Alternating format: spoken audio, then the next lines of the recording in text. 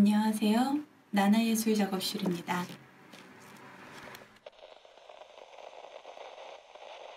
안녕하세요.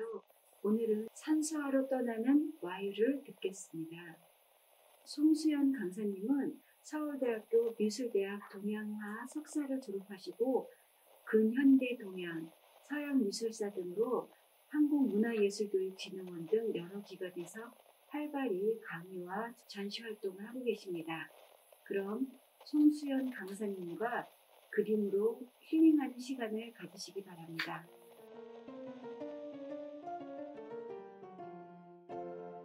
이 그림들을 봤을 때 이 헬기도 없던 시절에 어떻게 이렇게 드론으로 본 것처럼, 위에서 본 것처럼 이렇게 그림을 그리셨을까요?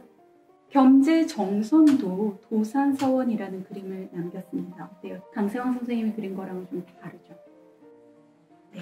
정선은 이 그림을 18세기 후반에 그렸다고 전해진데 70세 이후에 이 그림을 그렸다고 이렇게 추측이 돼요.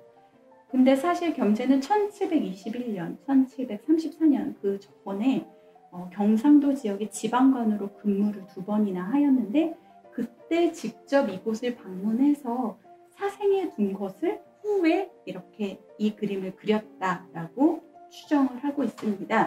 그 이유는 겸재정선이 70 이후에 썼던 인장과 이런 산이나 이런 나무들, 바위를 묘사하는 이 붓터치 필법이 70대 이후에 완성된 것이기 때문에 미술학계에서는 이 그림은 정선이 70대에 그렸을 것이다 라고 추정하고 있습니다.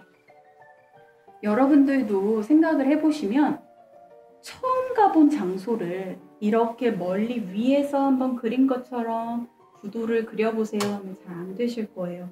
그런데 지금 내가 살고 있는 집, 내가 너무너무 잘 아는 장소는 이렇게 마치 위에서 본 것처럼 상상해서 그려내실 수 있을 겁니다. 이런 그림을 그렸을 때는 많이 가보고 많이 겪어본, 직접 많이 둘러본 장소라는 것을 의미할 것 같아요. 이렇게 겸재정선이 이제 보통 말하는 진경산수화는 화가 개인의 경험, 그리고 실제로 내가 본 것, 사생 이런 것들이 굉장히 중요하게 부각됩니다.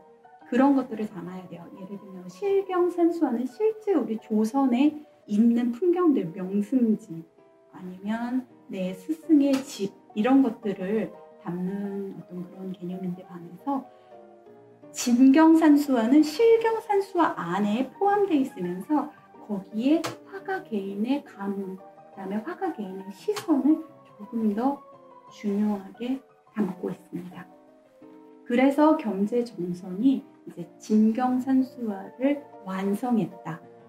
진경산수화의 진수를 뽑아냈다라고 평가받는 것입니다. 자, 김유증이라는 학자는 1657년에 강원도 화천군 산해면에 자신의 집을 이렇게 짓고 이곳을 구곡도라고 명칭을 했어요.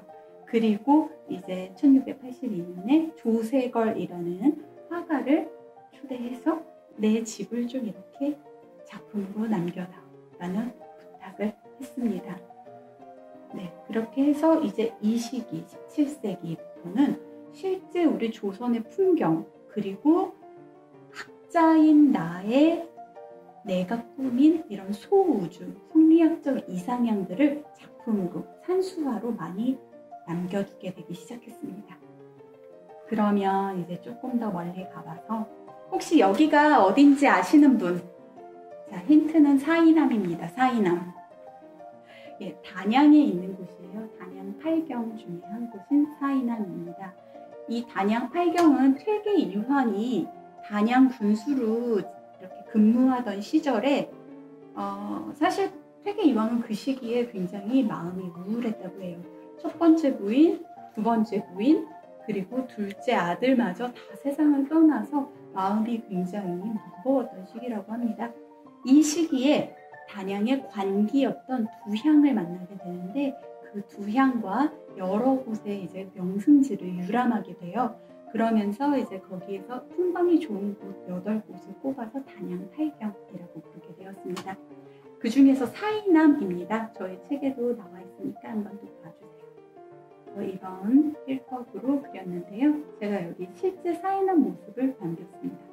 김윤겸이라는 문인 화가도 이 사이남을 남겼습니다.